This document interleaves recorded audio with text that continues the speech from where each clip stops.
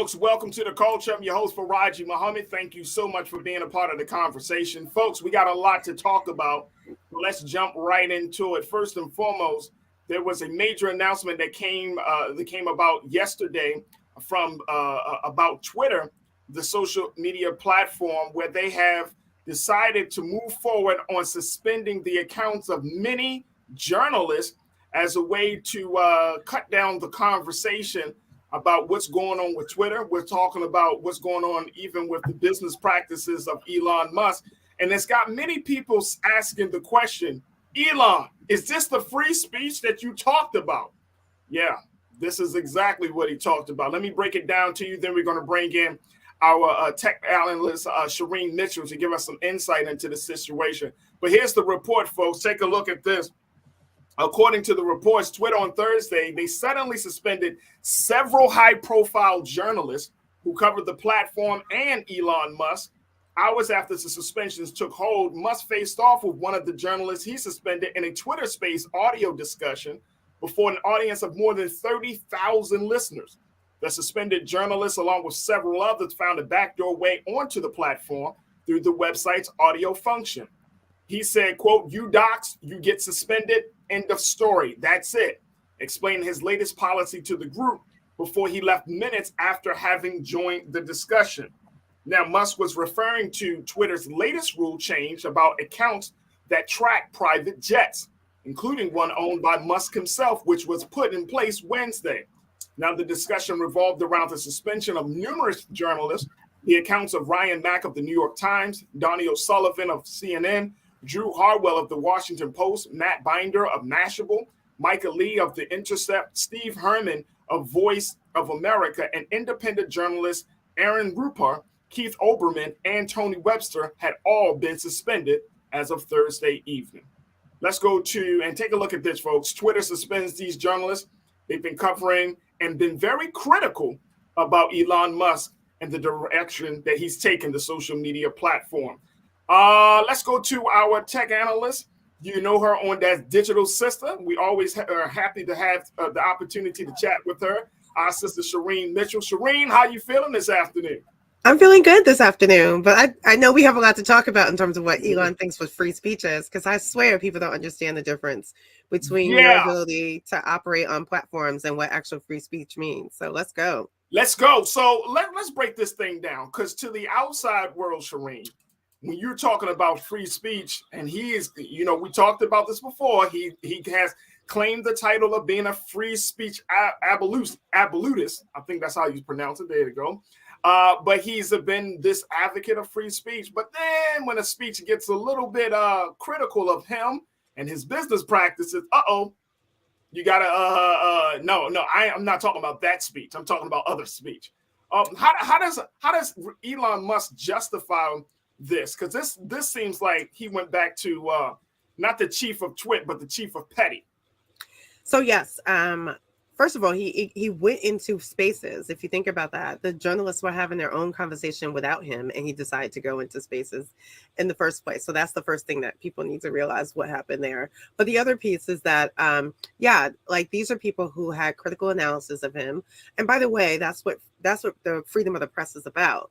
It's the right to criticize your government. It's the right to tell, media journalistic stories. And what he's basically saying that those people who are journalists are not given the same rights as what is afforded them in the First Amendment. He's bastardized the First Amendment and free speech to such a way that people don't realize what it actually means.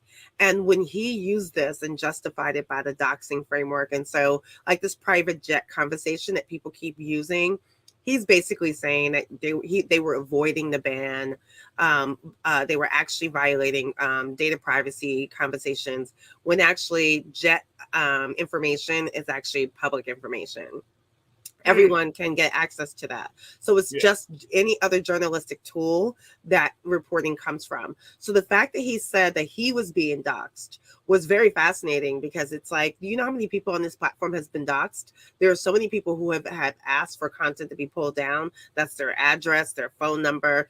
We have tracked many instances that this has happened to regular users, particularly women of color who get targeted. And most of the time, nothing happens. Those accounts don't get suspended, and even the tweets themselves are not removed. So when I hear this, it's the irony of it.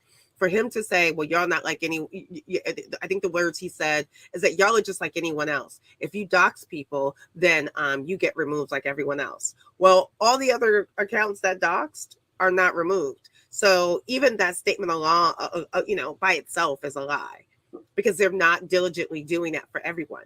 He is basically unilaterally making these decisions. And be clear, when he was asked those questions, one of the things he did is, as he exited the Twitter Spaces stopped working. Wow. So those journalists were no longer able to continue their conversation in Twitter Spaces, because he actually dismantled it. And by the way, they weren't the only ones affected. It was like a system-wide change, right? So that tells you he doesn't honestly believe in freedom of speech, because why would you impact someone else, other groups of people, just because you don't like the conversation that's being had about you? Yeah. So how does that come across to the general public? Because right now, depending on which side of the aisle you sit on, some people might applaud it and some people might, condemn it. But in the larger picture, as we're in this space of trying to get a better understanding of what free speech means, what it means to have these social media platforms, like whether they should be regulated by the government or whether they should stay as private companies, how does this fit in that part of the conversation? So I think there's a distinction I think people need to understand clearly, right? Your freedom of speech, which is what the First Amendment actually protects you for, is your right to grievance, your right to protest, your right to say anything about the government and not be punished by the government. What Elon is doing is a level of bastardization of that. He's basically saying that, anyone can say anything they want, including hate speech, including things that are violent, including incitement to violence on his platform, and he's not going to do anything about it. However, in this one or two cases of doxing, particularly important people or people he care about, then he'll change the rules, and at that point suspend accounts. When it aligns itself with regulation, what this means is that now, regulators have to pay attention to the disparate aspects of those rules being changed, because their own terms of service is supposed to protect all users. So if you're basically picking and choosing which users you're going to protect, well, now we're having a different conversation, and whether or not regulators need to come in and discuss that and maybe look at ways in which this, because he's operating in this platform as if he is the end all be all to every decision on this platform, and that changes a lot of things. It changes a lot of things, absolutely. And Shireen, we're going to take a quick pause, but when we come forward, I want us to talk about that level of regulation, because at one point there was a discussion about him creating a quote unquote a moderation council. Then I read another report that said that's not going to happen. So I'm wondering, what's going to be the system of accountability? What are going to be the checks and balances for this? Because he's putting out information. Some stuff is like, Elon, we don't work for Twitter. Why are you talking to us in this tech jargon? Well, today we're doing this and we're doing that with the system to make sure that the server. Elon, we don't work for Twitter. Exactly. So I want to get your take on that, and plus we'll get some comments from our online culture crew. Folks, we're just getting started. Stay with us. We're going to continue the conversation to talk about the Twitter ban of the Twitter suspension of journalists and the impact that it has on this idea of free speech. We want to hear from you. Post your comments in our chat, and let's continue the conversation with Shireen Mitchell here on The Culture, right here on the Black Star Network.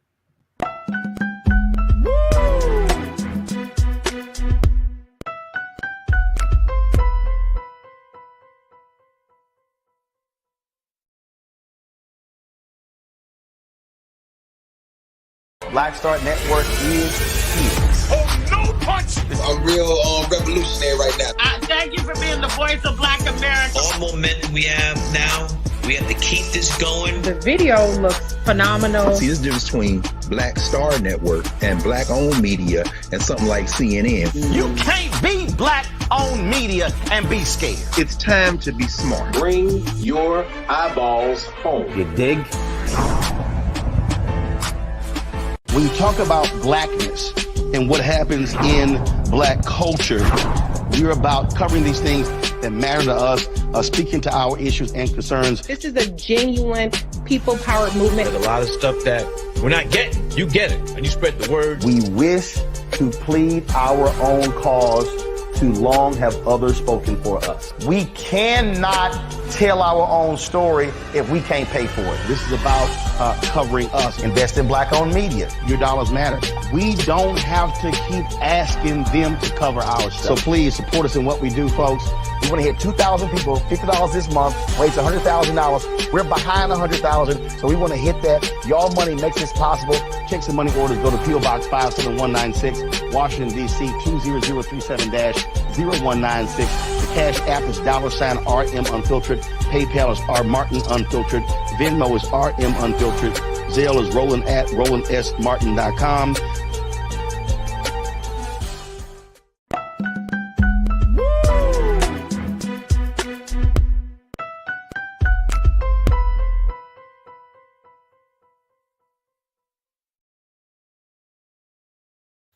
Folks, we have been talking about Twitter suspension of journalists, and this is the big story that came out yesterday as of Thursday evening. There were a number of major journalists that worked for reputable media agencies who were suspended as a result of their being critical of Elon Musk and how he's been handling the leadership of the social media platform. So we're talking about it and the implications that it has on the idea of free speech, and so much more. We're checking in with tech analyst Shireen Mitchell, and it's always a pleasure to talk to Shireen. Shireen, really quickly before we get to our comments from our online culture crew, what about this moderation council? What about these? What are the checks and balance systems right now? Because he threw out this idea initially when he first, bought the company. There was talk about having a council of staff members and users and other folks to kind of help to moderate that. Hasn't happened. We know that hate speech has gone up over like I heard some crazy number like 200, 300%. 500%. 500%. Crazy. You couldn't even, there's no grade for that. But all of this stuff, but what about the accountability factor? What system is in place? Where has Twitter put in place to serve as a checks and balance for Elon and for the platform? So I want everyone to realize that when he first got in there, one of the first things he did in the first 2 weeks was to get rid of all the content moderation team. He got rid of the content moderation team. He got rid of the human rights team. He got rid of every team that actually catered to content moderation and protecting users on the platform. And this includes the teams that stopped violent shares of information, that targeted groups that helped organize the insurrection, groups that they were stopping that were, basically state sanctioned targeted accounts and executions and massacres. Like, there were big things that these teams were actually working on. And in the first 2 weeks, he got rid of those. He was basically saying he's going to come up with his own model of that. And that has not happened. They used to have a trust and safety council. And if I'm not mistaken, Monday, he got rid of the trust and safety council, which was a group of organizations that would share information about concerns that Twitter should be paying attention to. So what has become painfully clear to me and others is that he has no interest in human rights violations. He has no interest in protecting people and the users on this account. He is personally making distinctions about who should be protected on the platform and who should not. And that's an individual decision based on him and his perspective and his ideology, which is extremely dangerous on so many levels. To have one person thinking that they can justify a global interaction of harm and that he alone, think about that. Anyone who says that they alone can fix it or they alone can determine what's harmful and what's not is also problematic. one of the things he's been doing is trying to do these polls to justify his actions, to make it look like it's not just him and that the community is also agreeing and engaging with him. That's, I think, in his head, some ways of moderating. Because I think today, if I'm not mistaken, he actually tried to do a poll to say if anyone did some doxing, should they be reinstated or not? And the poll didn't work out the way he wanted to. So he did a separate poll. So like that just tells you that like if he doesn't get the response he wants, he's already decided on what he wants to do. He's actually pretending like the community has some insights or has some input, and they don't. Right. And very quickly, because I want to get to these comments, but what I'm thinking about, Shireen, is this idea, if he doesn't like how journalists are being critical of him, his use of private jets and all this stuff, what about for Black journalists, for Black media in particular, when you start thinking about the things that we could put out there as we talk about the issues of race, and we talk about social justice and all of those things, I'm thinking that might actually be qualified as something he would say is doxing and go as far as say, well, we don't need that level of consciousness. We don't need that type of talk. Is that a concern that you have as well? Absolutely. If anyone missed his tweet after he got booed, he literally tweeted, "This woke mind virus needs to be defeated." I saw that. If you think about what Black journalists are always trying to do, they're trying to amplify the stories that affect communities of color, Black communities, like what we're talking about now, and the impacts. And the challenge that I have is that most of those communities, groups like me and others, have been talking about the harms being inflicted on the platform, had talked about the doxing, has been talking about the harassment. But he is actually putting people back on who not only participate in the insurrection to overthrow the government, right? I think people need to understand that, but also people who were doxing and harming and threatening other users because they had a quote unquote difference of opinion, is what he keeps saying it is. But when you actually are someone who doesn't believe that anyone else has the right to exist in this country, that's not a difference of opinion. Yeah, that's gone way further along than just a difference of opinion. Absolutely. That's not a debate. No, I would agree with you. I wholeheartedly agree with you. Let's check in with our crew. Shalinda, you checked in and on the chat, kicking us off this afternoon. You said you think evil Elon, #EvilElon, would be busy with his companies, but no. Well, this is one of his companies, so he's been busy with taking it down. you have to think, and I love the way that she said evil Elon. I call him apartheid Clyde. So apartheid Clyde. Damn. He came from an apartheid state in South Africa, right? So he comes here claiming to be African American when he's an Afrikaan. And we know Afrikaans are very different in their perspective of the world. So he comes to the Western America framework and he behaves in a way that like he's running a business, but he's running a business in basically as if he's running a business in the apartheid state and in the authoritarian state. And that's part of the problem. If you think about much of what he's doing with this platform, it's a very much authoritarian state about the business in itself. There were instances when he got into position where even his lawyers were saying that, like, as if he didn't have to respond to the FTC in their dissent decrees, as if there is no legal recourse that will affect him just because he took the business private. That says a lot about the way that he sees what he's doing on this platform. It also says a lot about what he thinks he can do to the users on this platform. And if we haven't seen the stuff that he's already done to the workers, many of the workers that's still at Twitter that couldn't leave are people who are here on H-1B visas. And so you have to think about the level of authoritarian and absolute decision-making he believes he has, which I find really ironic because I don't think he had that same level of decision-making at Tesla, but he definitely has it now because he bought everything out and then got rid of the board, got rid of all the teams. So he's operating this company as if he's a sole proprietor. Wow. Let's go to Remixtress. You said when the village idiot buys the village. Damn, there it is. Damn. Thank you so much, Remixtress. Deidre, you checked in and said Elon Musk is a dictator on Twitter. Yes. Yeah. He definitely operates that way, which is why he's fine with bringing on, I'm sorry, y'all, but Agent Orange 45, like, why is that okay? It's okay because he believes that those type of behaviors are acceptable behaviors. And if you see what he's doing, it's a very much a mimic of that same kind of behavior. Anyone that criticized, Trump was, accosted. They were targeted. They were threatened.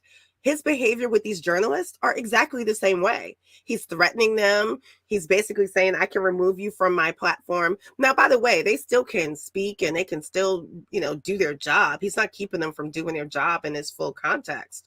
But what he is doing is saying, if you don't say anything nice to me on my platform, in my business, you are not allowed here. So that means this is someone who's been operating with no one checking them about their behavior, no one saying no to them, no one criticizing them. And that's dictatorship and authoritarianism. Absolutely. So we got about 30 seconds left, Shireen. What do we take from this? Like, how do we, as users? Because I saw one, and I think I saw a young man by the name of Victor Shi. He works he's a Biden delegate. He's like in his 20s, and he's like, you know what? I'm not going to let you push me off of this platform. You're a bully. We're going to stay on. He's encouraging other young people to stay on. Should we stay on? What do we do with all of this at this point? I do think that there needs to be some level of pushback. Like, if we just all step away, then aren't we sort of kind of giving the space away to white supremacists? Because that's who he's bringing back on. That's who he's catering to. That's who he's allowing to say whatever they want. Our ability to say whatever we want is questionable, right? And now there's a process now in place that can push us off. If we get kicked off, it's nothing different than any other time that we've been kicked off. So my opinion is we should hold the ground. We should make sure that people see exactly how the rules are extremely different for us than others. People with money, people who believe in white supremacy, people who believe that other people don't have the right to exist or the same right of equality in this country. We need to make sure that those parts of the conversation are still being said, whether journalists are present to say it or not. Because even in some of these instances, I'm not sure they were telling that story the way they should have in the first place, when they were all doing these beat sweeteners about him and Tesla. And now they're realizing how problematic he is and how much he would target them if you don't tell the story he likes. Absolutely. Shireen Mitchell, you can find her online at Digital Sister. She's a tech analyst, and she's doing a fantastic job trying to keep on the online space truly free, even if it's beyond Elon. But Shireen, we truly appreciate you. Always happy to have you on, and we'd love to bring you back on as we continue to look out at how this platform develops. But folks, make sure you check her out. Definitely check her out. All right, Shireen, thank you so much for being so good for the culture. Thank you for having me. Absolutely. All right, folks, we got to take another pause. When we come forward, let's move forward on talking about the January 6th committee. There's some more conversation about the hearing, the report, and we're going to be checking in with Online Culture crew Corinna Denise to give her thoughts about what she's seeing with this committee and hear from you as well. So stay with us. That conversation is up next here on The Culture, right here on the Black Star Network.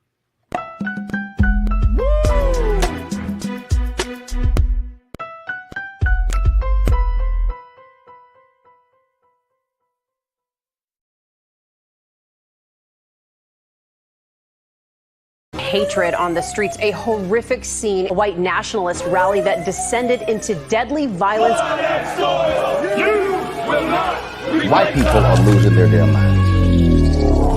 As an angry pro-Trump mob storms the U.S. Capitol, We're about to see the rise of what I call white minority resistance.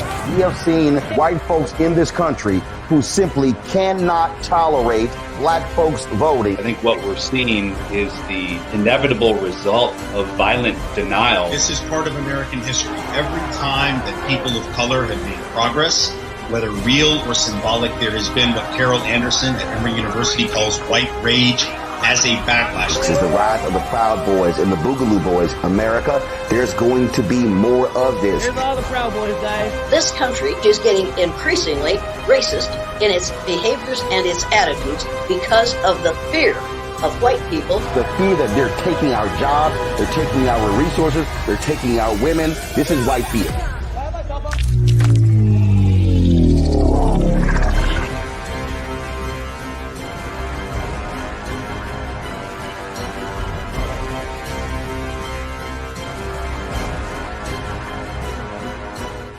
Black Star Network is here.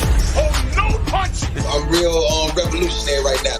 Thank you for being the voice of Black America. All momentum we have now, we have to keep this going. The video looks phenomenal. See, there's a difference between Black Star Network and black-owned media and something like CNN. You can't be black-owned media and be scared. It's time to be smart. Bring your eyeballs home. You dig?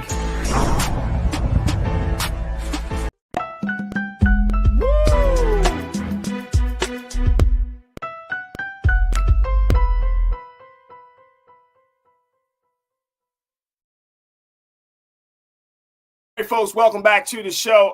Let's talk about cannabis right now and the church. Yes, out of all places, these are the two parts of a major conversation that's happening in both faith circles and in the Black community. As Pastor Jamal Bryant, who serves as the pastor of the great church that Reverend Eddie Long down in Atlanta did, that served before his passing. But Pastor Jamal Bryant is once again back in the headlines. My brother, man, oh man, he has brought up an idea of, as he serves as the pastor of New Birth Ministries, he's brought up this idea that the church needs to be a part of the cannabis movement. That's all I'm going to say. I want you to hear for himself what the pastor say about the church and cannabis. Check this out. Looking for people that smell like weeds. No, really, is... New Birth is the largest land-owning Black church in America. Wow. And so my position to my deacons is, why aren't we not raising cannabis? I'll be able to bring in Black males. They're able to do it legally. I'm teaching them farming. Oh my God. I'm helping them to enhance the ecosystem. This is the kind of conversation. So if the guy, Black boy in Bankhead said, they growing weed at the church? Where do I join? Yes. I don't need no pamphlet for him. I got 5 on it. I like how they edit that clip. Let's bring in my culture crew members today. We've been chatting with Nira Muhammad, host of Queen Talks with Nira podcast. Also, we got B Fly joining us as well, who is a filmmaker and an artist. Look at her. Look like she just stepped out of Black Hollywood. There we go. Yeah, crazy. Let me adjust my shit. And we got our cannabis doctor. She is the author of the book, Courage in Cannabis, Dr. Bridget Cole Williams, who is here to talk to us. I got 3 dynamic ladies on the panel to talk about this. Black women, talk about the controversial view that that Pastor Jamal Bryant had put forth that has gotten everybody talking. First and foremost, Dr. Bridget, you are actually, I got to remind folks, you're just not some quack. You are a board-certified family physician.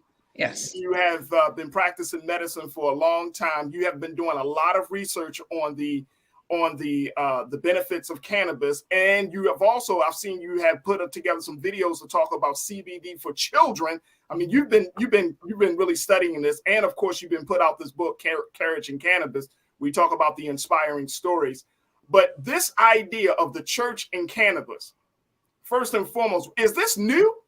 Is this something new? And based on all of your research and understanding of how the cannabis movement continues to grow in this country, is this a new idea? And should this be something that we should really consider?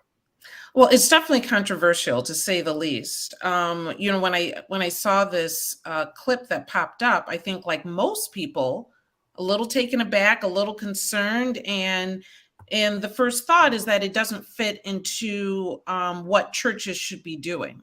However, I think it's much different from that. I think if we take a closer look, what Dr. Bryant is suggesting is honestly not that far off beat, and actually could be the window to generational wealth for Black people, and can actually allow us to take our wellness into our own hands. So it's controversial, but it still should be considered. Very much so. I mean, we live in a culture where other ethnic groups come together and they build wealth, right? So Asians do it, Jews have done it, Italians have done it. Consider this. This is our casinos. If we do this well, this is our opportunity. You know, Native Americans were given basically their reparation was land, and they built casinos on that land and were able to build a massive amount of wealth for themselves by working together. And there's really no other organization in the Black community that can really bring us together the way the Black church can. And with financial literacy, with working together, with approaching this in the correct way, this can be our casinos and this can be our generational wealth. Now, I just want to make it clear, folks, that we have reached out to Pastor Brian, and we're working on getting the good pastor to come on to the show to talk about these views a little bit more. So we just wanted to have a starting conversation, and I wanted to have it with my sister, Dr. Bridget Cole Williams, because I wanted to get past the emotionalism of this, Dr. Bridget, and get to the heart of the matter, which is you're saying that this could be a vehicle for economic vehicle. You're also saying that this could be a cultural shift, right? Yes. Because it's the church. We have a lot of views on a lot of different things, but when it comes to the institution of church, then those views, I would even go as far as to say, Dr. Bridget, they're very conservative. They're not very liberal. And I'm talking about among Black folks. Would you agree or disagree with me on that? Absolutely. The talks that I've done when I've been allowed to go into churches and talk about CBD and talk about cannabis. It's a rough room. It's a rough room, right? But so many of us live in pain because we don't want to take narcotics, because we're afraid of addiction. And there is medical possibilities that we can get involved in here. Keep in mind that the cannabis sales that are predicted for 2023 are $30 billion. We own, as Black people, maybe 2% in the industry. This is an opportunity. At first, just like everybody else, I was taken aback and questioned and wondered who would think about growing cannabis. And keep in mind, whether it's cannabis, whether it's hemp, there's a number of different ways to approach this. Yeah. But this is an opportunity. And the churches, to be honest, yes, churches are conservative. Black churches can be incredibly conservative, but we all need to grow and grow up. And there is no other more powerful vehicle for us as people to bring us together than the Black church. Let me ask you this from an economics point of view. If the church gets into a space where it's looking at doing something for economic benefit and gain, and we already know that folks already have some negative views about the pastor who drives the Bentley, the pastor who goes on lavish trips, the pastor, we've talked about this pastor out of New York. You don't have to talk about Creflo Dollar. You could talk about some of these Black pastors. How does those two situations reconcile with one another? Folks already saying, "Oh, the pastor getting money off the people. The congregation is poor, but he's not or she's not." And now we're going to bring in an entity that's a part of a $30 billion money making machine. How do you reconcile that? Well, checks and balances are going to be needed, clearly, right? And there are groups and institutions that talk about financial literacy for the Black church. The National Black Church Initiative is about bringing financial literacy into the church for the people. But this idea of, the pastor with the Bentley and growing so much personally, this will be the opportunity for pastors to literally spread the wealth. And so I agree. There's some bad ideas and stigma around sometimes the Black pastors and across the country. This is the opportunity to correct that and to spread that. And like I said, not just for that congregation, not just for those people, but to allow it to grow within the people that participate in that program. And there's no reason why we cannot be a bigger part of this $30 billion industry. There's no reason why we are living in pain and allowing our elders to live this way. Should pastors use the scriptures to justify this, or should this be kept as separate, saying, look, this is a church idea, this is not an ordained idea? Because how do you present that to your congregation? You say, oh, go to this particular scripture, and he says, use this from the land. Because I can hear some pastors saying it, Dr. Bridger. I can hear some pastors trying to look for scripture to justify this. But I mean, if you're going to just have a cannabis situation, let it be just the business of a church rather than trying to make it seem like God had ordained us for all of us to smoke and get high. You know what I'm saying? And like it doesn't have to be about the smoking and getting high. It can be about correcting the wrongs that have been done to us as a people. And so do I think that there should be some separation between the church pew and the the drying and growing of flower? Probably, but there is quite a bit of scripture that does refer to cannabis, and it's in no means in a negative light. So if that supports it, fair enough. But this is an opportunity for the power of the church to really come into play. And churches have been involved in healthcare since forever, and they've gained quite a bit of money from it. This is an opportunity to spread that wealth. Absolutely. And then we know also because of just even with the recent pandemic, there was a whole conversation about churches and the vaccination. Should members of churches get vaccinated? So this is another layer to the conversation. All right, let me bring back Culture Crew member Nira Muhammad, B Fly. Nira, I'm gonna start with you on this one because I know where you stand. And you know Pastor Brian.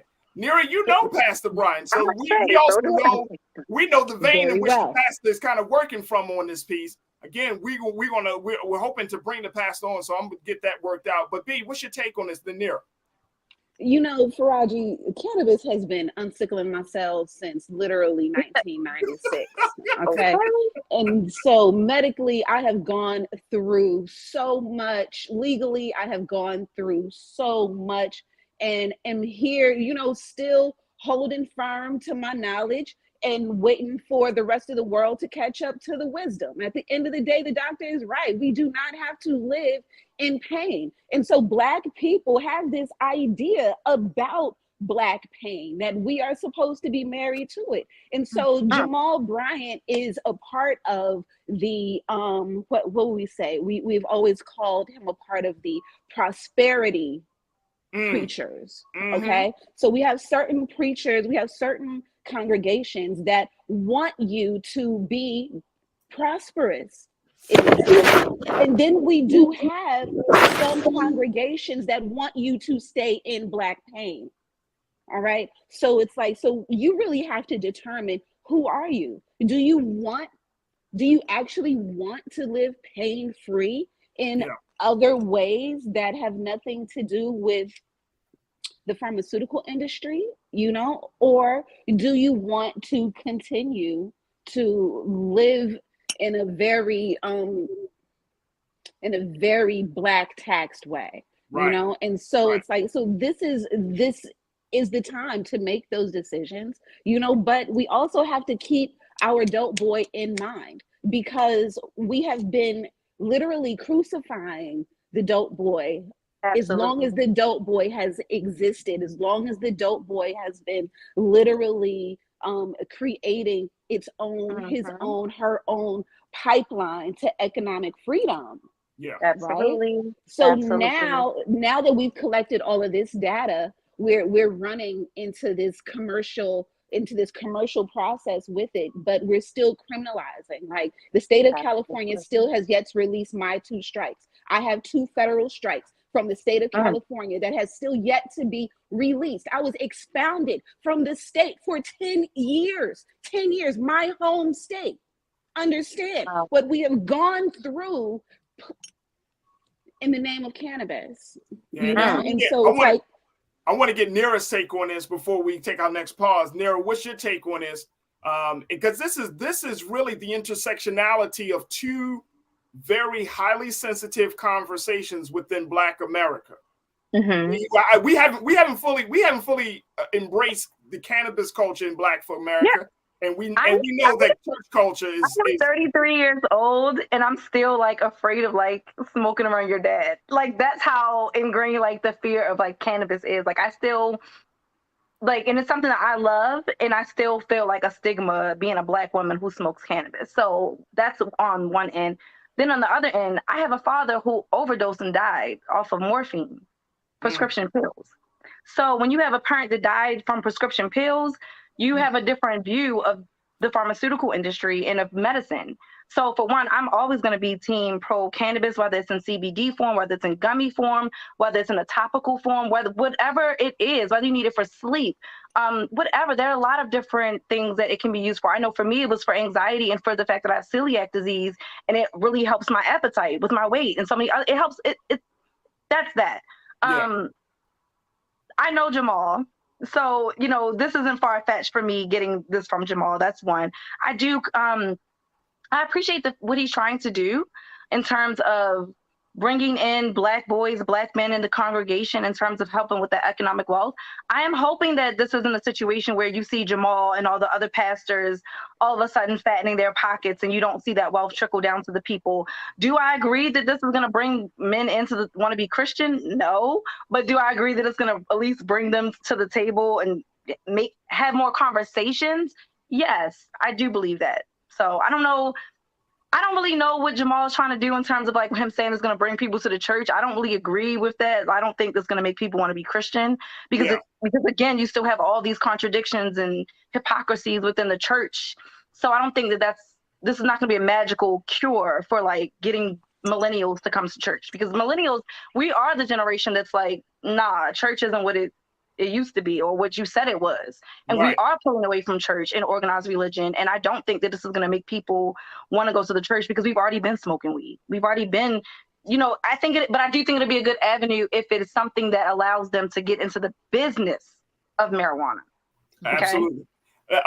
We got to take a quick pause, Doc. When we come back, I want to, take some of the comments from our online culture crew, continue to take your analysis and B's and Nira's analysis as folks, as we talk about this, the church and cannabis. Reverend Jamal Bryant of New Birth Ministries has put forth an idea to Black Americans saying that the church should be involved in the growing cannabis movement. What do you think? Post your comments in our chat as we're streaming live on Facebook, YouTube, Black Star Network, and we'll continue to have the conversation on the other side. So stay with us. It's The Culture here on the Black Star Network.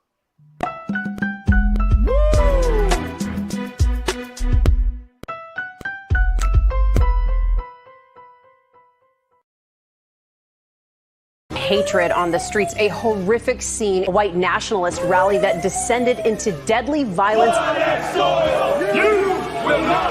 White people are losing their damn minds. As an angry pro-Trump mob storms the U.S. Capitol, we've seen shootings. We're about to see the rise of what I call white minority resistance. We have seen white folks in this country who simply cannot tolerate Black folks voting. I think what we're seeing is the inevitable result of violent denial. This is part of American history. Every time that people of color have made progress, whether real or symbolic, there has been what Carol Anderson at Emory University calls white rage as a backlash. This is the rise of the Proud Boys and the Boogaloo Boys. America, there's going to be more of this. Here's all the Proud Boys, guys. This country is getting increasingly racist in its behaviors and its attitudes because of the fear of white people. The fear that they're taking our jobs, they're taking our resources, they're taking our women. This is white fear.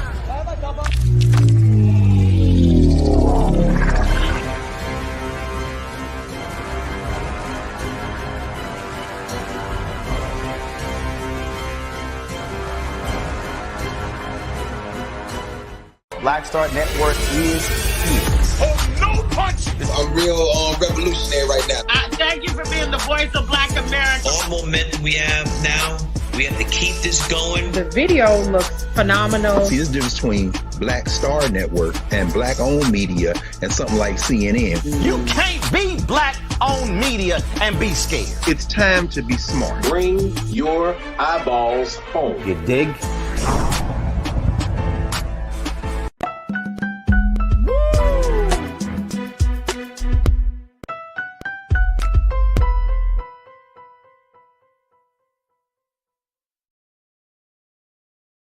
All right, folks, we've been having a conversation about the church and cannabis as Reverend Jamal Bryant of New Birth Ministries, a church in Atlanta, Georgia. he has put forth a proposal to Black folks and to the rest of America, making the point saying that the church should be involved in the cannabis movement. Why not? He said, growing weed may help bring Black men to church. So if that's how you get Black men to church, then why not have cannabis being sold by the church? We've been checking in with a family physician and author of the book Courage in Cannabis, Dr. Bridget Cole Williams. We also been checking in with two dynamic Black women who are advocates of the conversations. Nira Muhammad, who is the host of Queen Talks with Nira podcast, and B Fly, who serves as a filmmaker, and she is co-founder of Black Waterhouse Productions.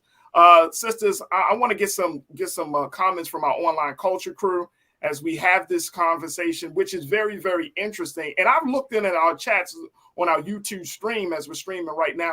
It don't seem like too many people, Dr. Bridget, are really opposed to this idea. They're like, I'll get high and listen to God at the same time, Yeah, your eyes are rolling. I'm sorry, Percy. I don't get how this is going to bring Black men to church, though. Like, no, it's not going to bring Black men to church. Like, that's not going to happen, Jamal. Like, you're using that as an excuse to make money, and I don't. Now, where I'm kind of like running to an issue with this, like, I want him to do it for the sake of Black people should be a part of the cannabis industry. Personally, I want to know how I can get involved in dispensaries and in investing in the cannabis industry. I would love that. I just want to just be real and just say that shit. Like, just say that it's about economics. Like, don't say this is about bringing Black men to church, because what does the cannabis thing have to do with them getting up on a Sunday morning and coming to your service? Those don't correlate for me, personally. I guess that, and Nira, I guess is like, once you get there, then, you get into the space, you get into the parking lot, you get to where the plant is being sold. B, you saying no, Dr. Bridget, you saying no. Look, I'm just trying to think it out. Nira brings up the logistics. I'm just trying to think out the details. I'm gonna ask him, bring it up. I think a big part of this, though, like the church has been involved with politics forever, and that has nothing to do with salvation, right? And I think we may be putting more on Pastor Bryant than he actually meant. But if this is about economic growth, I think that this is a conversation worth having. If this is about trying to dangle a carrot in front of people's faces so they pay more and give tithe more, then I think we might be missing something here. But I think the most important part, and I think this is what we're all coming together on, is that education around cannabis and hemp and health is absolutely crucial here, because the stigma and reefer madness is alive and well. We need to change how we think about cannabis. We need to change our perception and the stigma so that we can see it in a different light that allows us to grow instead of being traumatized by the war on drugs that we've experienced from the 70s and 80s. And I'm so happy you brought that up, Dr. Bridget, because my other thing, and I'm going to get to a couple of comments, but one of the things that kept coming out of my mind, especially as I was listening to you, B Fly, and Nira, is, the government still regulates this, right? So how do we trust the government to kind of give us the quote unquote the purest form of this, so we can get the benefits that you often talk about in a way where it like, just like what we've seen maybe with other medicines, we don't become so addicted that we lose function or we lose something. You know what I mean, Doc? And I hope I'm trying to phrase this question the best way. There's a trust factor that I think that we need to discuss, because we're Black folks ain't bringing in the cannabis. Mm-hmm. But I will say that, from my teachings, and I was just in Atlanta in October with the Cannabis Literacy Club, which are Morehouse graduates that put together a educational forum so that we can be educated and know cannabis well. So there are opportunities for us to grow here. And I don't know if we should always trust the government when it comes to this. We know the problems that the government does or brings to Black people when we allow them to be in control of our wellness and our health and every other aspect of our life. So the idea of us being in control of our own finances, of our own wellness, from my teaching from when I was down in Atlanta, you get some of these young men and women that are excited about something that they understand and love and are learning about. Yeah. We can grow this. We can process this. We can fight it we can be our own industry if we put it back in our own hands. Africans have been involved with cannabis since the 1500s, if not before. Let's straighten out this whole perception. Let's educate our community well, and let's change how we go forward and allow cannabis to be that vehicle. I want to bring in another voice in this because my brother, he's chomping at the bit. He's like, look, man, I need to be a part of this. This is my brother Michael in Hotep, who is a scholar. He serves as the host for the African History Network. You can find him on his podcast. Brother Michael, let's bring him in real quick. Brother Michael, thank you so much for joining us. I know you were going to talk about this other thing, Brother Michael, but I know you were like, wait a minute, bro. Hey, Farad, you bring me in. Put me in, coach. Well, yeah, absolutely. How's everybody doing? Hotep to everybody. Good. And peace to the family. So when the doctor mentioned reefer madness, has anybody mentioned, so I just came in right about 4:00. Has anybody mentioned Harry J. Anslinger? Not yet. Okay, so you have to, whenever we have this conversation dealing with cannabis or what used to be called hemp, when white people were growing it and trading it and it was a crop, we have to go back to the history of why it was made illegal. Because as long as white people were using cannabis or hemp and they were using it for medicinal purposes, it was no problem. The problem came with Filipinos. The problem came when Mexicans. The problem came when African Americans started using it. Now it became a problem. It became illegal basically in 1937 because of the marijuana prohibition tax. And that's largely because of a man named Harry J. Anslinger, who was a virulent racist. And he was the first chairman of the Federal Bureau of Narcotics. And he waged a war against cannabis being legalized. And this was at a time when this is during the Great Depression, number one. Number two, this is after whiskey, after alcohol becomes prohibition, during prohibition, right? So they're looking for another target, and they're looking for another target to keep the funding going, to keep their department intact as well, to keep the department funded. So he goes after marijuana. Now, he consulted with about 30 doctors, and he put forth the notion that marijuana affects people mentally, and he put forth the notion of harmful effects of marijuana. He consulted with about 30 doctors. 29 of them disagreed with him. One agreed with him. He went with the opinion of the one doctor. He testified in front of Congress in 1937. And he said that white women crave black men sexually when white women are high on marijuana. Don't take my word for it. Go read the article from theatlantic.com called How Neuroscience Reinforces Racist Drug Policy. How Neuroscience Reinforces Racist Drug Policy from June 12, 2014. And it goes through and it deals with his congressional testimony. Okay. And he said that sensationalism like this was specifically aimed at a white readership because he was writing articles in newspapers and magazines. You had the movie Reefer Madness. So there was a whole propaganda campaign to scare white people, especially when you have these non-white people using these drugs. Sensationalism like this was specifically aimed at a white readership that might worry about such an unfathomably dangerous ethnic drug getting into the hands of his children. Harry J. Anslinger's congressional testimony directly betrayed his racist motivations to enact federal legislation against marijuana. Quote, he said, there are 100,000 total marijuana smokers in the U.S. and most are Negroes, Hispanics, Filipinos, and entertainers. He said their satanic music, jazz, and swing music result from marijuana usage. He said this marijuana causes white women to seek sexual relations with Negroes, entertainers, and any others, end quote. He said this in his congressional testimony. Now, this is why marijuana became illegal. It had nothing to do with causing brain damage or anything like that. As long as white people were using it, it was fine. So I'm all for marijuana being decriminalized. Now, I'm not for recreational usage of marijuana.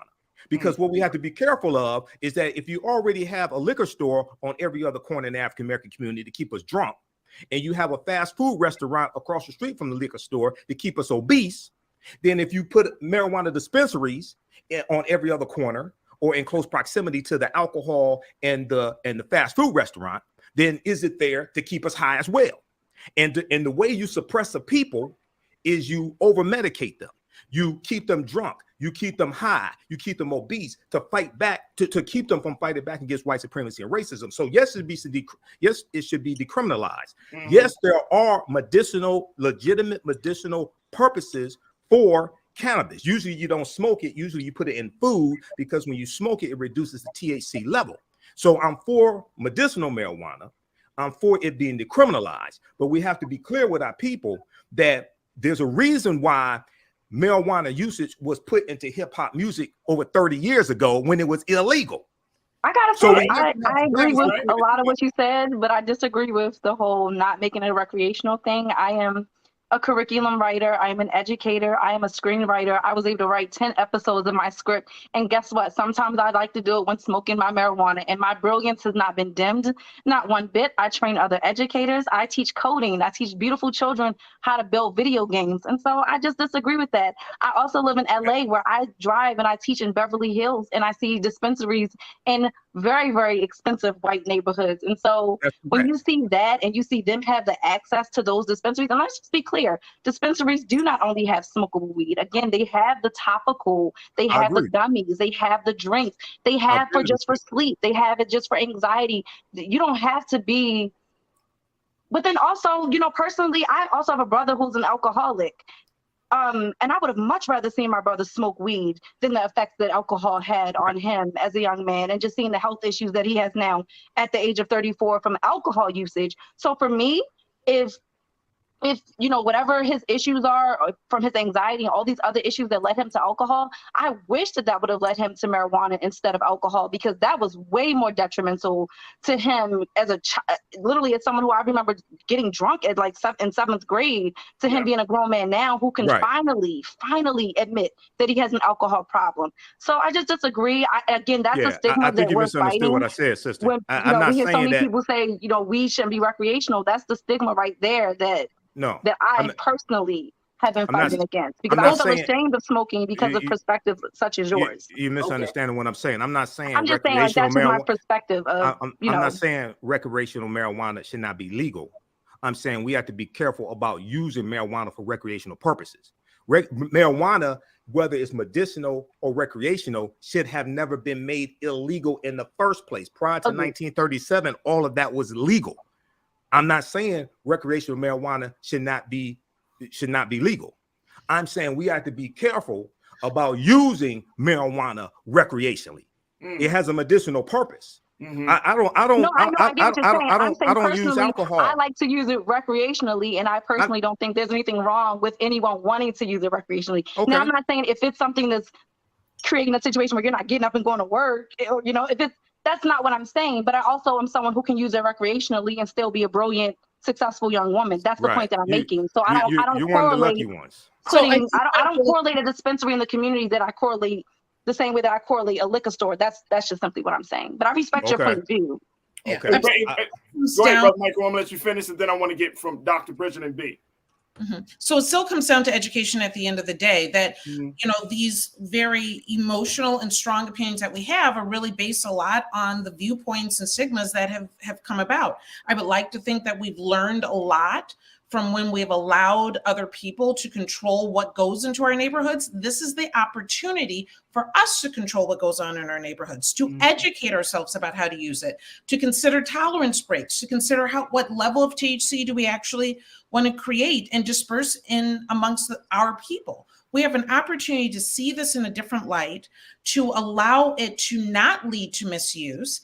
And keep in mind, there are vices everywhere in every aspect of society and culture and socioeconomics. We always have to be careful with those vices.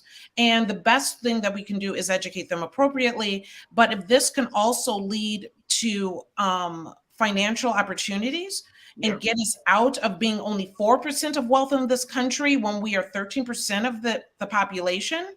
You know, like I said, I don't know if this is what Dr. Bryan had in mind, but this is the opportunity that lands before us, whether it's him or anybody else. And so, yes, we do need to be careful with it, but this is an opportunity that we can take advantage of, that we can educate our people about, that we can use it in a medicinal manner, and to make sure that we don't misuse it. Because again, the other vices that are available to us readily do much, much more harm than cannabis ever will. Corinna checked in. I agree. Corinna checked in, one of our online culture crew members. Corinna, you said, I think Michael is concerned about how white supremacists will leverage recreational use of marijuana to the Black community's disadvantage. I hear Nira, but I think she speaks to the exception. All right. Corinna, I appreciate you for saying that. B-Fly, I want to get your take on this as we're looking at this, because now we got two sides. These sides are being presented. But what's your take? You know, I think every day somebody comes out of the closet and says at work, says at church, yes, I partake in cannabis. And the more people who come out of these closets of their own stigmas, we're really able to see a real population of people who are existing and thriving in their life and within the state of the economy as well, you know? So it's like, this is an opportunity for us to learn more and to figure out other ways that we can invest in the cannabis industry. If there is anyone who is really dealing with like long-term chronic pain and has not sought out alternative cannabis medicines, then definitely understand that they are around and plentiful and may help you, you know? And so that's just real. You know, we just need more awareness. More women need to be able to stand up and say, yes, this is my lifestyle. More men need to be able to stand up and say, yes, this is my lifestyle. And so the new data, the real data can come in, because, you know, like when you start lying, it skews the real stats. You know what I'm saying? So yeah, you know, we need more. I was a cannabis mom. I'm a cannabis mom, you know? And so it's like, this is important for us to be able to come out of these closets and to show the world how we live, you know, and thrive with cannabis, you know, whether it's flower or tea, topical. And Dr. Bridget and Michael, Nira, and B, we got a couple of moments. We got about 30 seconds left, but I'm wondering, you know, we are having this conversation, but how do we have, and Doc, I want to hear from you, Brother Michael, I want to hear from you. How do we have a conversation that within our communities, right? Like, you know, you said, for example, Dr. Bridget, you go into the churches when they allow you to come in. But how do we have these conversations, right, in a very real way? Because now that Pastor Brian has put forth this idea, I think it's important for us to this opens up the door, which is why we wanted to have the conversation today. This opens up the door for stigmas to be removed, for education to be learned. So how do we have those conversations without people losing their minds or getting highly emotional and not listening? So there might be emotion behind it, and there's nothing wrong with that, number one. That's true. Regarding the message that came through, about 9 to 13% of people develop cannabis use disorder. It's about the same level of people that develop caffeine addiction. And so it's about education and making sure that people understand that that continuous use does not mean good use. But there needs to always be a balance. So, and that's part of having the medical aspect in there. As far as how can we get this message across and allow people to have open conversations, this is an opportunity, right? Having those church talks is an opportunity. The Cannabis Literacy Club in Atlanta does incredible work to get that message out there as well.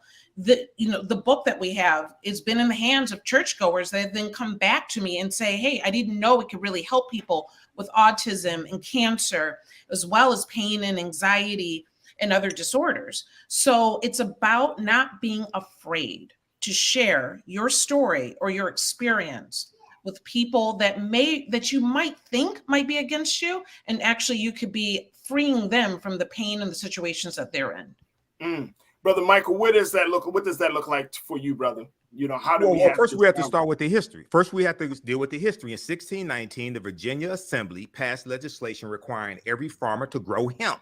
Okay, hemp at one point also was used as a medium of exchange. Hemp was allowed to be exchanged as legal tender in Pennsylvania, Virginia, and Maryland, in these colonies. It was not a problem when white people were using it. Okay, then you go to the early 1900s when you have Mexicans coming to this country. The term marijuana is a Spanish term that was changed. They changed it from cannabis to marijuana to associate it with the negative connotations and the negative feelings that white people in this country had towards Mexicans. That's how you got the term marijuana. And it was Mexicans who introduced into this country basically the usage of the recreational usage of the marijuana leaf. So we have to go back to why this became illegal. Same reason why cocaine became illegal. February 8th, 1914, New York Times had a major article called Negro Cocaine Fiends Are a New Southern Menace, Murder and Insanity Increasing Among Lower Class Blacks because they have taken to sniffing since deprived of whiskey by Prohibition.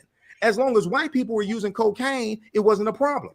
In this article and around that time, they're asking questions. They feared that black men will rape white women when they were high on cocaine, and they said cocaine gave black men superhuman strength. So they were asking the question: do police officers now have to carry a 45 caliber handgun because a 38 is not powerful enough to kill a Negro high on cocaine? So anytime we have these conversations, we have to deal with the history of how we got to where we are to better understand this and to understand where we need to go from here. There it is. There it is. Dr. Bridget Cole-Williams, I truly, truly appreciate you as always, sis, for being a part of the conversation. And I know that, like I said, we reached out to Pastor Brian. We're going to do our best to bring him to the table, but I certainly would love to get some more. I'm going to pick his brain, then I'm going to come back to you. But I thank you so much for the work that you're doing. Thank you, Doc. We truly appreciate you. Thank you. Okay, now, folks, my topic today, and I'm going to present this as a fireside chat. One, because we do have an abbreviated show. But two, wanted to get your thoughts and your concerns around this latest situation with Kanye West. And I'm even going to bring up what Amazon had to say in response to criticism about posting a documentary, having it on their platform, the same documentary that got NBA superstar Kyrie Irving in trouble with folks. That documentary, I'm going to share with you what the CEO had to say about that situation. So we're going to get into those words in a little bit. But first, let's start off talking about Kanye West. Now, of course, here on the show, we've talked about Kanye extensively, but he went on another show, InfoWars with Alex Jones, a conservative talk show. Some people would go as far as to say he has conspiracy theories that he often promotes. Kanye went on the show with a hood over his face, folks, and basically did not stop any type of rhetoric against Jewish people. Now, you know, and I know that Kanye has been under great controversy ever since he posted a tweet where he said that he was going to go DEFCON 3 on Jewish people. And as a result of that tweet, he has lost business partners, he has lost industry friends, he has lost money, and so much. Well, people thought that he had said it.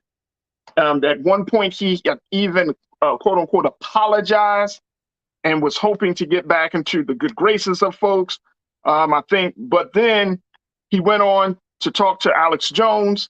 And as a result of that conversation, folks, and I'm just pulling it up here, so I want y'all to join me.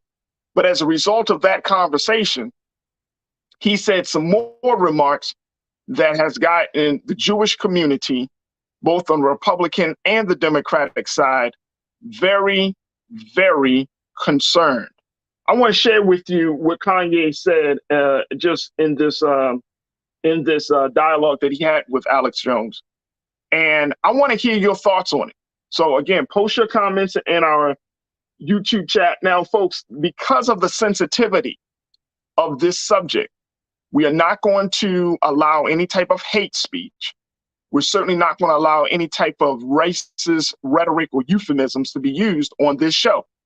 So we are going to have, as much as we can, another discussion, a conversation that speaks to the issue more so that speaks more to just the emotion surrounding the issue. So I want to be very clear. I am not going to condemn.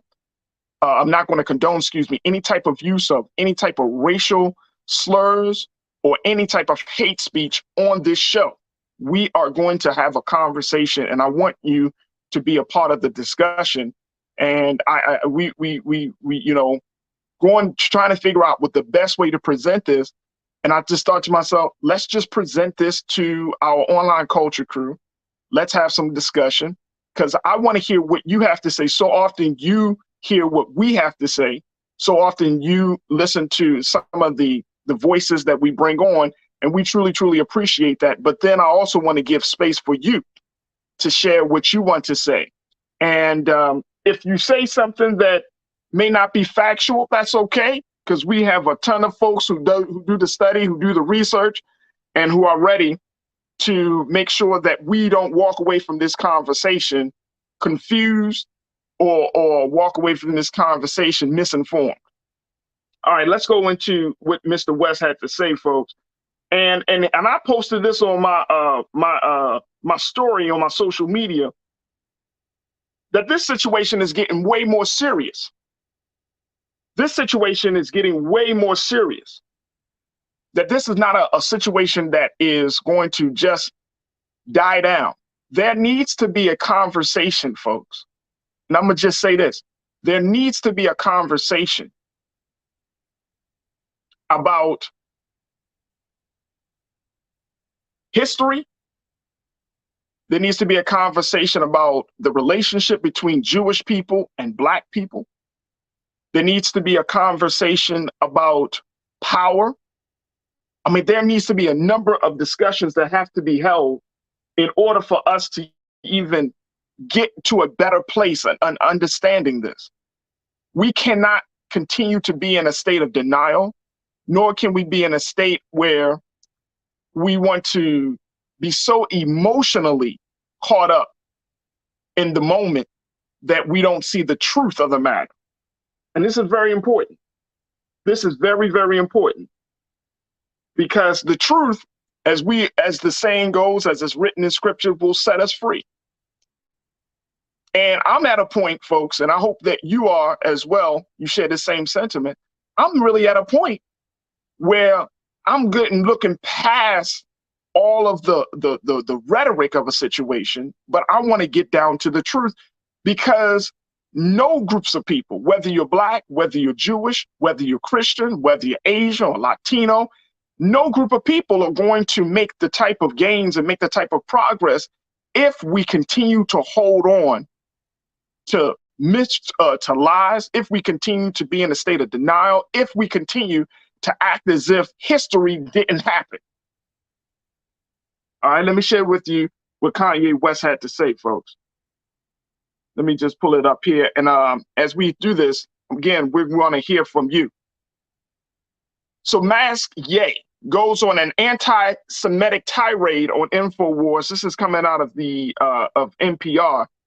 According to Kanye West, when he went on InfoWars, it was a 3-hour situation, folks. But this is what he said. And this is what the part of the discussion. We can't get into the whole thing, but here's what part of it that got him an even deeper controversy. Alex Jones said, "You're not Hitler. You're not a Nazi. You don't deserve to be called that and demonized." You know what I'm saying? So that's what he said. This is what Alex Jones said. And Ye, who was appearing on his program along with white nationalist Nick Fuentes, who made headlines when he accompanied Ye to a dinner at Mar-a-Lago with former President Trump last week. Kanye West said, "Well, I see good things about Hitler also. I love everyone." He said this in a response while wearing a fully hooded mask on the set of Jones' show. Kanye continued and said, "And Jewish people are not going to tell me you can love us and you can love what we're doing to you with the contracts and you can love what we're pushing with the pornography," while also condemning Hitler. He added saying, "You can't say out loud that this person ever did anything good, and I'm done with that." Kanye said, Every human being has something of value that they brought to the table, especially Hitler. Also, Hitler was born Christian. As the show headed to a commercial break, Jones told Ye he had a Hitler fetish, to which Kanye responded, "I like Hitler." Mm. Mm.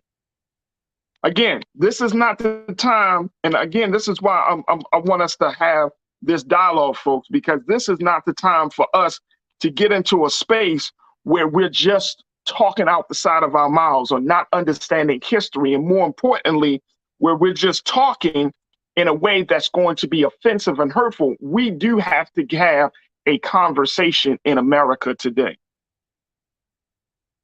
So I want to get your thoughts on this, folks. What you're thinking about with this situation. DeAndre, you checking in. Good to hear from you. You say, somebody come get Kanye.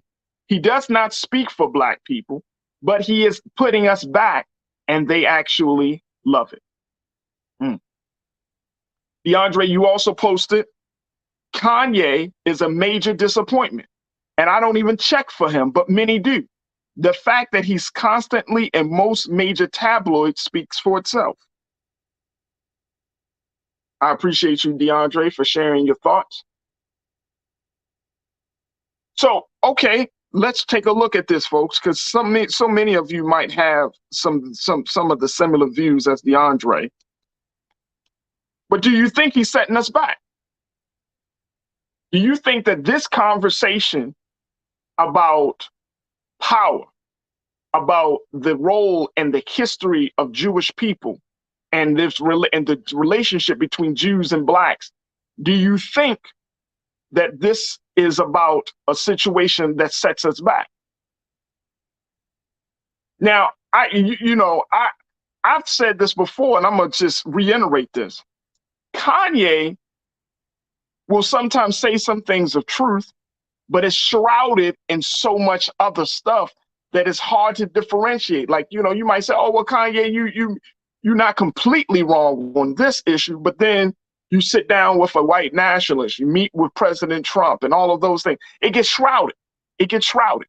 And it's hard to see the situation for what it is. It's hard to determine, well, what is truthful, what is not truthful, because all of us, everyone isn't exposed to that history. Everyone isn't privy to that knowledge of the relationship, not just between Jews and Blacks, the relationship of the sojourn of Black folks in this country. That's why I wore my shirt today. I am African amazing, because what I'm seeing right now, folks, and y'all tell me if y'all seeing it, if you're not seeing it as well. But what I'm seeing right now is that there is a real concern, and some folks will go as far as to say there's an attack on Black consciousness. There's an attack on Black consciousness, right? Because as Kanye is saying what he is saying, right?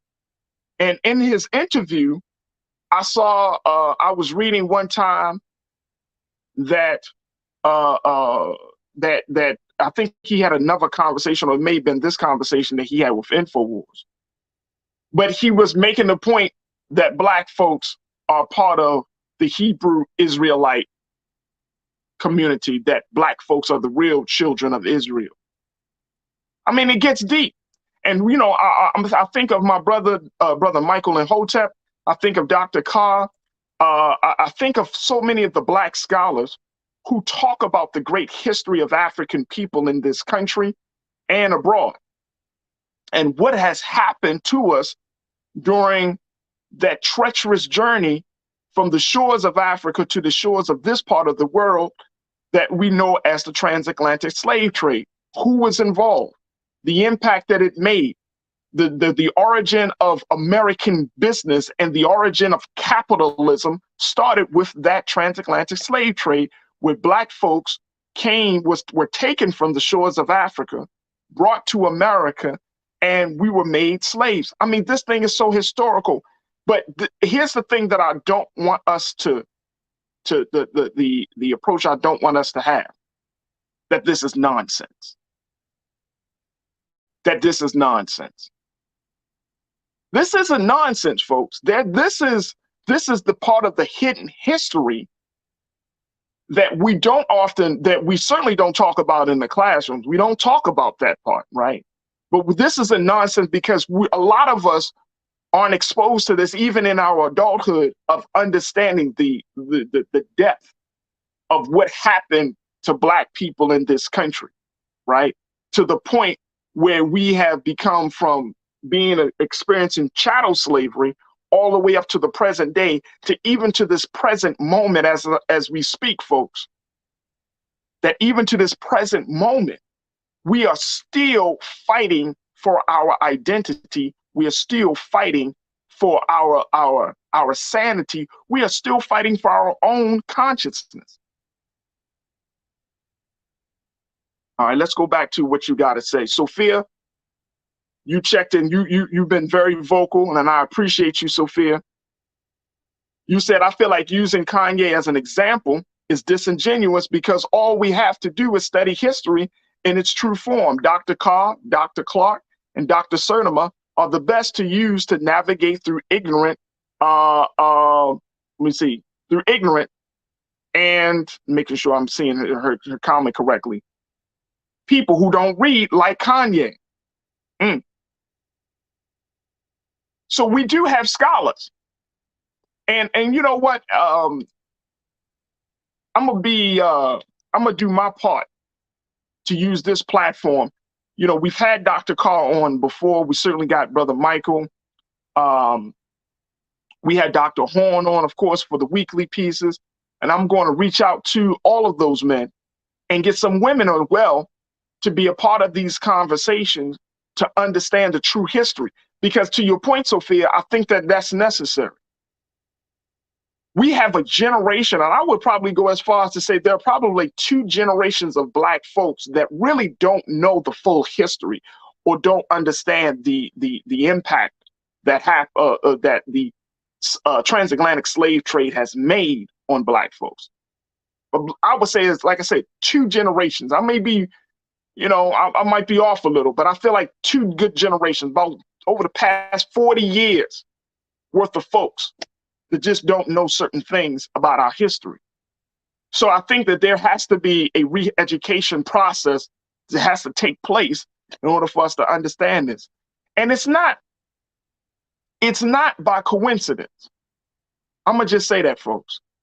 This is not by coincidence. Yesterday, we talked about LeBron James bringing up the point of Jerry Jones and his photograph in 1957 in Arkansas, LeBron defending Kyrie's, the narrative around Kyrie Irving. We're seeing these things, and we're seeing more Black men in particular, and I'm loving it. I'm all for it, folks. But we're seeing that there's starting to be this resistance, not a fake resistance, not like, just some televised resistance. I'm talking about a very real resistance, an internalized resistance against the stories, the history, the narratives that we have been conditioned to believe is true. There's some resistance now coming not just from the common man like you and me, but resistance from high-profile figures who have so much money and so much power at stake when they assert who they are. There's a phenomenon that's happening right now. Do y'all see that? Y'all see that? There's a phenomenon that's happening right now. And I brought it up yesterday when talking about LeBron, but I'm curious to see how Black men in the NFL respond to not just to the Jerry Jones situation, but more importantly, respond to this sense of consciousness that a lot of Black men and women in this country, we are so sick and tired of the lies. And this is a part of our culture. And even in our community, right, there's some resistance from each other. We have some who are saying, you know what, enough is enough. I'm tired of Black on Black violence. I'm tired of Black folks submitting themselves to cultural norms that are destructive and violent to each other. I'm tired of black men disrespecting black women. I'm tired of black women disrespecting black men. Like, we are all searching, right? We're all seeking to find who we really are. And that's one of the things that stuck out for me when LeBron was saying his remarks yesterday, that Kyrie is, and he and himself saying that we're all looking to be ourselves. Because for so long, and this is the psychological part about it, and I got to bring my brother, as we having this conversation, it makes me think of so many people that we got to bring on. But we got to talk to a psychologist, because there is some real pain. There is a psychological impact. There's a break from reality that we are finding ourselves to be in, and the children, the grandchildren, those of us who when, you know, our parents, and I don't know about your parents, but I know that in the 70s and the 80s, like, we were on the pro-black tip in the late 60s and certainly in the 70s. But then once the 80s came in, once drugs came in, once doors started to open up where we could be in white spaces, right? We started to become in corporate execs. We started to become mayors. We started to run major companies. You know, we started to get into certain spaces that we were locked out of. Then the tone had changed. And now, 40 years later, we're at this point that even though we are in those spaces, our identity is still on the chopping block. There's still being questioned. It's still a problem for America to handle a black man who knows his history, a black woman who knows her history, right? It's still a problem. And this ain't racism. This ain't anti-Semitism. I'm talking about us. Because we, black folks, y'all know, it is in our culture, we got to fight for every inch, every year of our history. Every year. All right, let me go to, we're going to take a quick pause. And y'all tell me, am I looking too much into it? I don't think I am. I don't think I'm looking too much into it. But this is what I'm seeing as being part of the controversy surrounding Kanye West and some of the things he's saying. Jay, now you say Ye is definitely having a serious break, and I'm pretty sure intimate soul ties to Kim are involved. Yeah, and I'm sure so too. Definitely. Dr. Nana Abina. Dr. Nana, I would love to hear what you have to say, so I'm glad that you joined us in the chat. You said if Kanye's mama is not around, where are all the mamas in the village? Get your boy, please. Invite your son home and talk to him, please. Real Brooklyn, you say, love that these young influential brothers are voicing concerns that affects our people, but one must take precautions regarding what is said due to who continues to write the checks. And that's the point, Brooklyn, Real Brooklyn. Brother, you know it and I know it. You know it and I know it. I got to take a quick pause, but we're going to talk about that, and then I'm going to share with you what Amazon have to say. But this is our fireside chat today. Again, we have an abbreviated show, so we'll be logging off around about 3:55 p.m. Eastern Standard Time.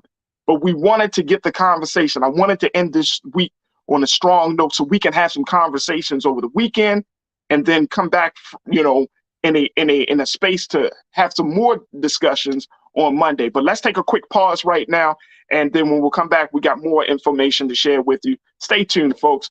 You're tuned into The Culture right here on the Black Star Network.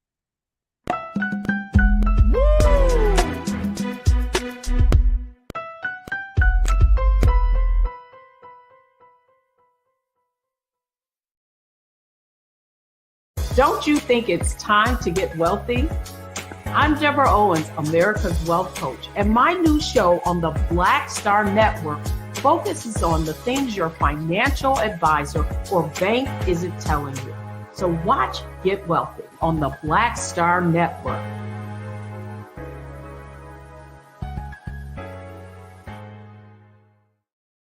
Hi, Hi, I'm Dr. Jackie Hood Martin, and I have a question for you. Ever feel as if your life is teetering and the weight and pressure of the world is consistently on your shoulders? Well, let me tell you, living a balanced life isn't easy. Join me each Tuesday on Black Star Network for a Balanced Life with Dr. Jackie. We'll laugh together, cry together, pull ourselves together, and cheer each other on. So join me for new shows each Tuesday on Black Star Network, A Balanced Life with Dr. Jackie.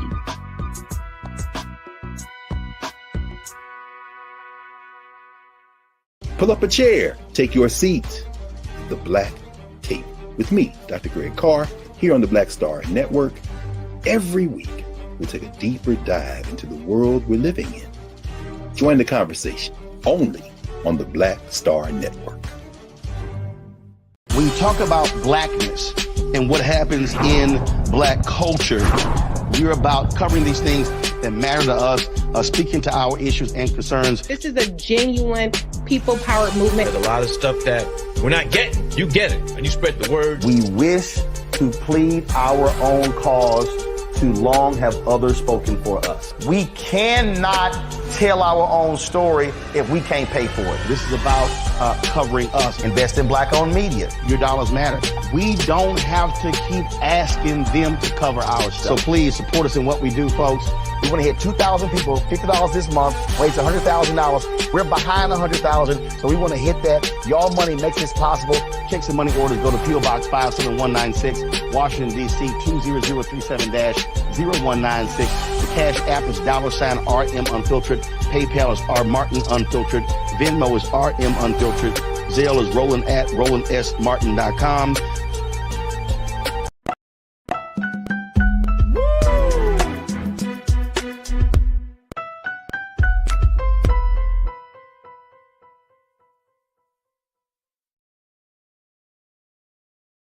All right, folks, welcome back to The Culture right here on the Black Star Network. Okay, for our final conversation today, we wanted to talk about someone that our culture crew member Iman Heath enjoys to listen to. So it's like, all right, let me hold this story for Iman. Hotties in the building.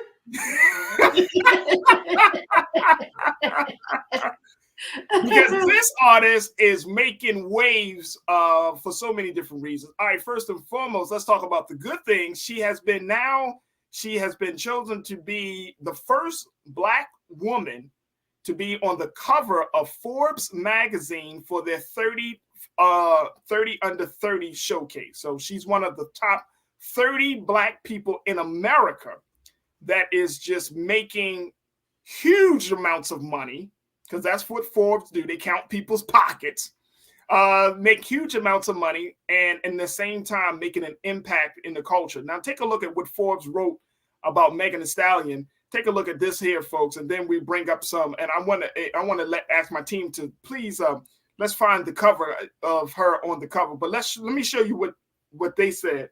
They said Megan, this is coming from Forbes. Megan, who landed on Forbes' annual 30 under 30 list 3 years ago, is emblematic of a brash new class of female hip-hop stars.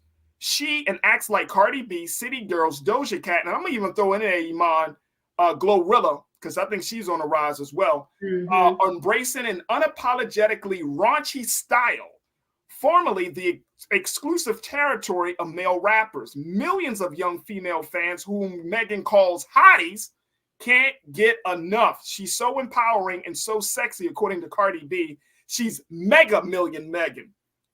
Now, billion-dollar brands, which a decade ago would have wanted nothing to do with Megan's raw, often X-rated songs, are lining up.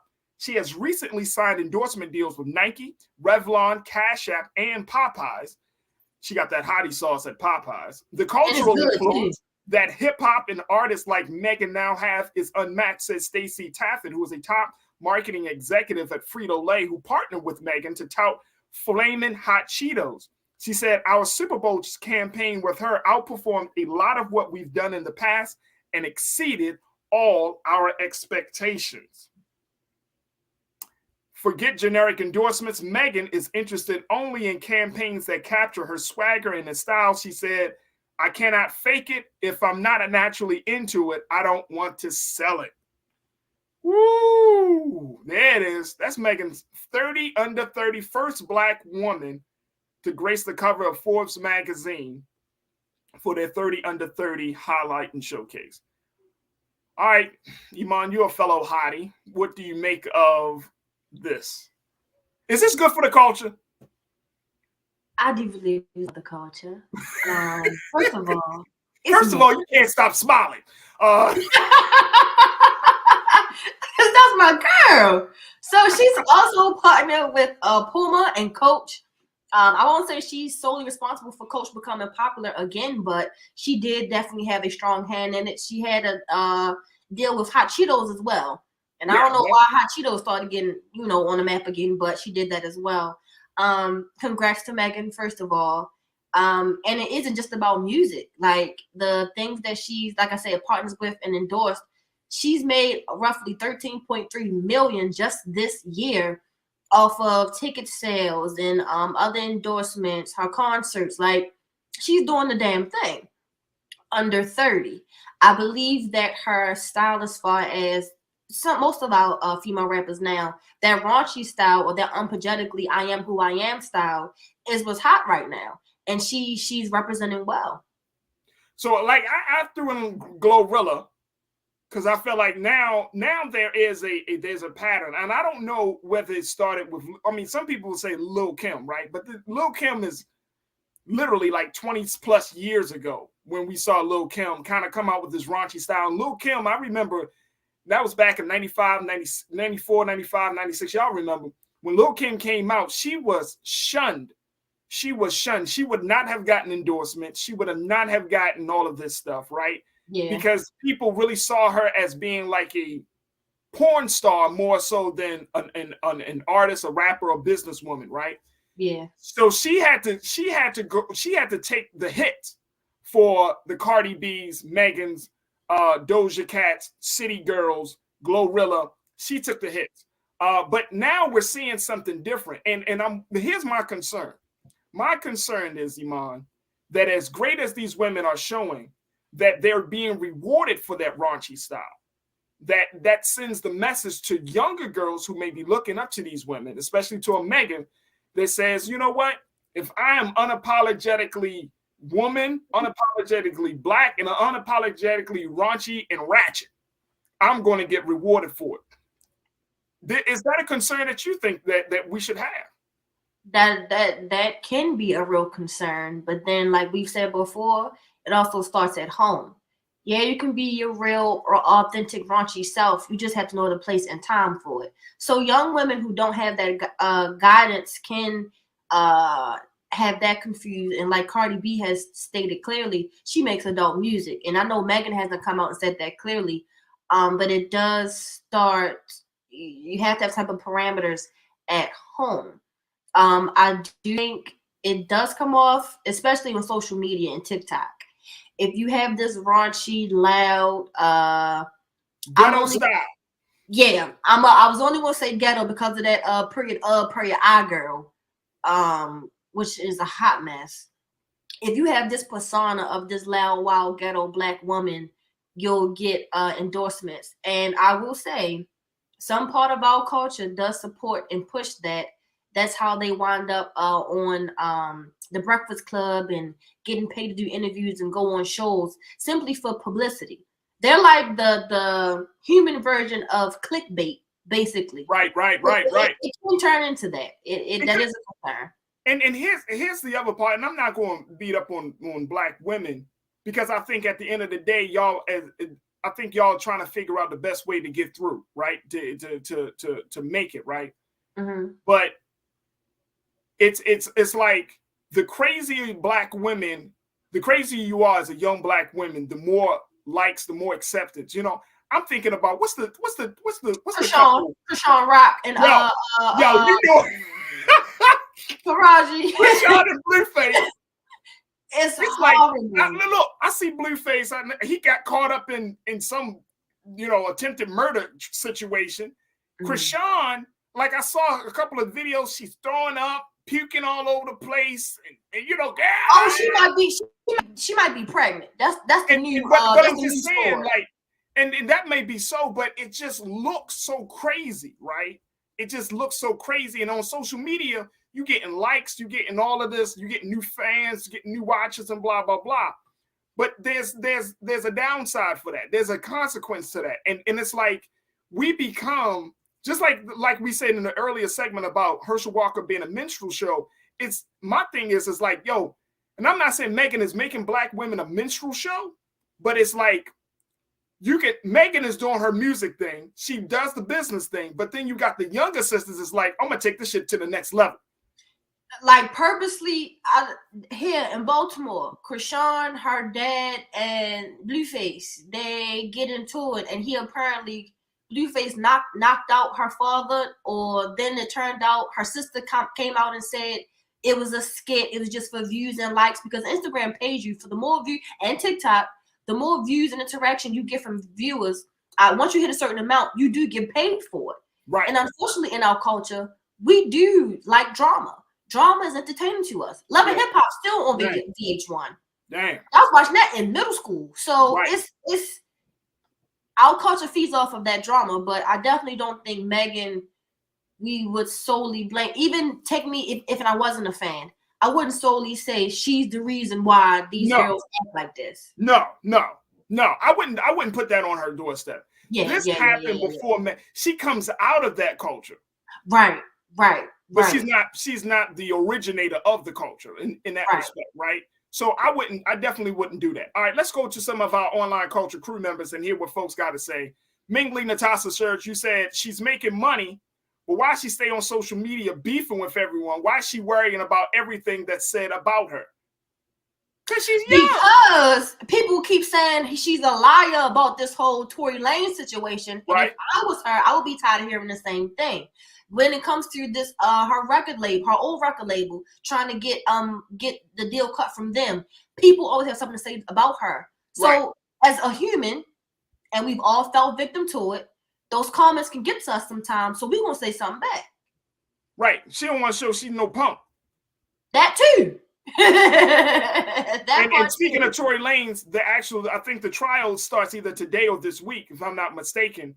The trial kicks off the trial will be very, very soon at the beginning of that regarding the shooting between her and Tory Lanez. But I think that I'm happy to see her grow. I'm happy to see, I already knew that when I first heard Megan Thee Stallion, I was like, oh, she about to blow up. She about to just blow up, right? Now she's becoming, not only has she blown up, she's becoming the industry model. And it's interesting because Cardi is on a different path. And this is the funny thing. And I don't know if anybody really studied the path that Megan has taken versus the path that Cardi has taken. We know Cardi wild. We know she wild, right? But there's still something stabilizing her, which I think is her family life. Megan is not married, but she is in a committed relationship with what's the brother's name? Cardi, right. So she's in a committed relationship. She talks all that stuff, but she's in a committed relationship. Same thing with Cardi. She married with children. She got a whole family. So it's right. So it's interesting that these women, kind of put themselves out to be a certain type of women, but then at the same time, they're very conservative and very traditional. And saying, look, I'm going to, have a rootedness. I'm going to have a family. I'm going to have a mate with me throughout this whole process. And I'm going to, still do some things that are traditional. I'm not so far to the left. And I think that's interesting. I think that's the part we forget to look at. We forget to look at their totality. I think you hit the nail right on the head. You can be that ratchet, loud, raunchy woman when it's time to, but then you also have that family aspect where they're calm. I remember Cardi was on live and she was playing her music, and then when Culture walked in the room, she turned it off. So it's a balance. We gotta look at the balance. I do think Cardi and Meg, for example, do balance it well.